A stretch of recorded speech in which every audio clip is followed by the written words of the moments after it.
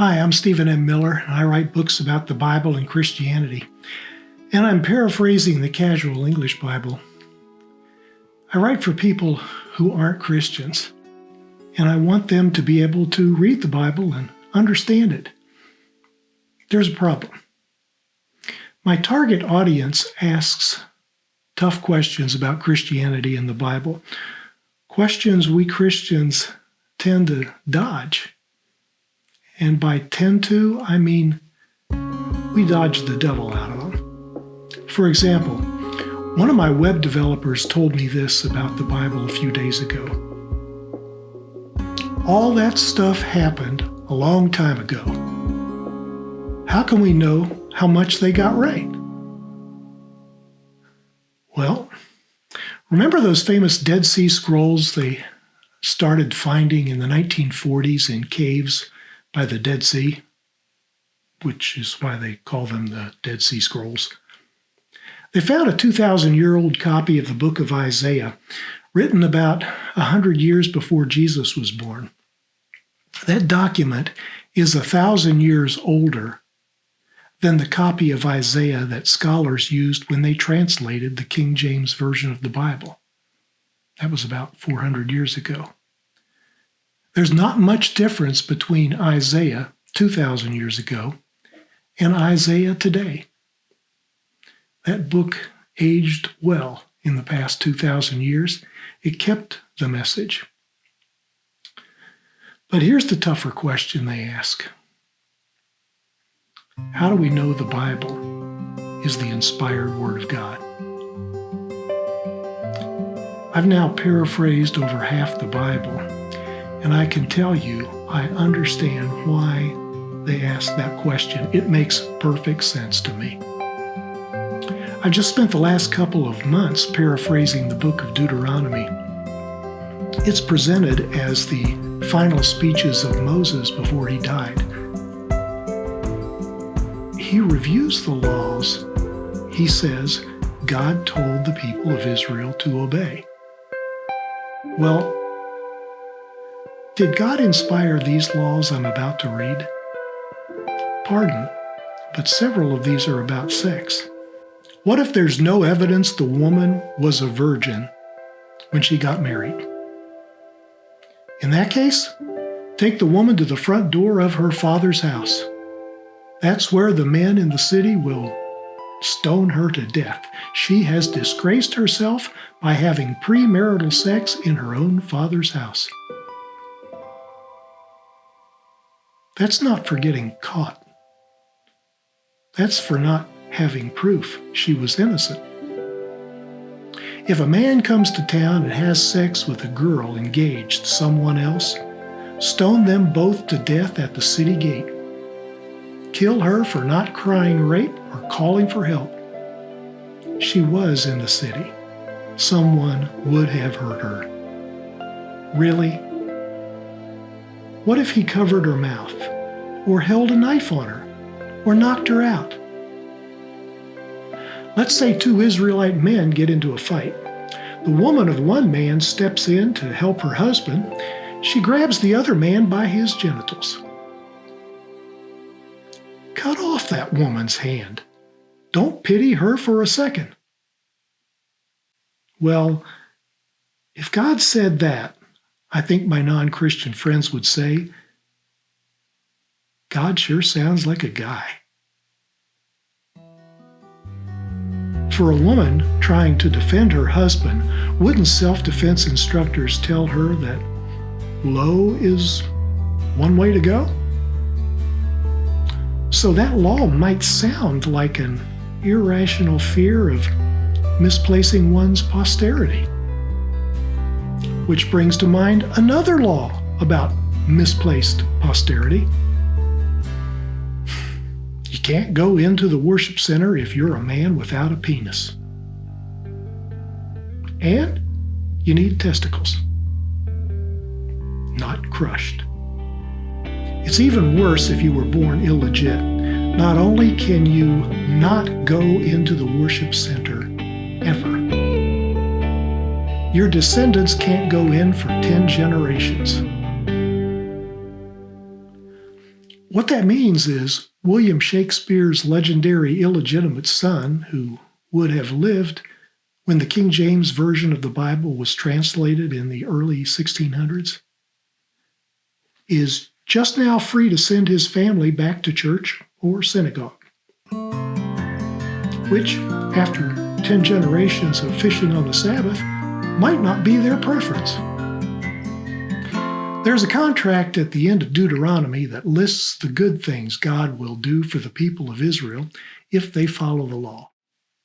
And it lists the punishment God will unleash if they don't. Let me go straight to the grossest. That's where non-Christians would go, and it's something we need to answer for. The punishment for Israel breaking God's laws is that an invasion force would lay siege to Israel's cities. Here's one warning about what happens to starving people inside the city, cut off from supplies. The daintiest, most delicate, and most tender-hearted lady among you, someone who would never go barefoot in the dirt, will treat her family like dirt. Husband she once cherished, son, daughter. She won't tell anyone that she already gave birth. That's because she ate the baby. She didn't even share the afterbirth. She ate that too. This is what the invaders will do to those of you who live inside the cities. Did God write laws like these, or inspire others to write them? Non-Christians want us to answer that. Cannibalism reportedly did take place when Babylonians from what is now Iraq leveled Jerusalem in 586 BC. But is a book that contains laws like this, a book that should be called, from cover to cover, the infallible, inspired Word of God. Some non-Christians, my target audience, wonder how we Christians can believe that and yet claim that we worship Jesus instead of the Bible. Because to them, Jesus is so much better than many of the stories and laws attributed to God in a collection of writings that dates back to more than 3,000 years ago. That's before most people could read or write. Back when stories were passed along by word of mouth from grandfathers like me to grandkids like my grandsons and granddaughters. I'm a newspaper journalist from my earliest days. It's second nature for me to ask questions like these. But I've got to confess, my seminary education and my 40 years of writing Bible background books hasn't yet caught up with my predisposition for asking questions, so I don't know how to answer all of these questions. But I can at least acknowledge them. And I can say that we as people of faith should think about them. Scholars do that all the time. But many often can't say much about it. I think some aren't ready to tell us what they think. And some know many of us aren't ready to hear it.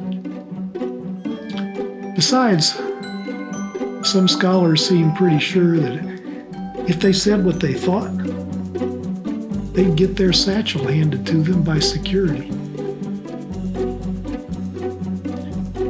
It's a shame when we feel we can't even ask the obvious questions and talk about them candidly. Trust me, I'm going to take heat simply for asking these questions which my readers ask me.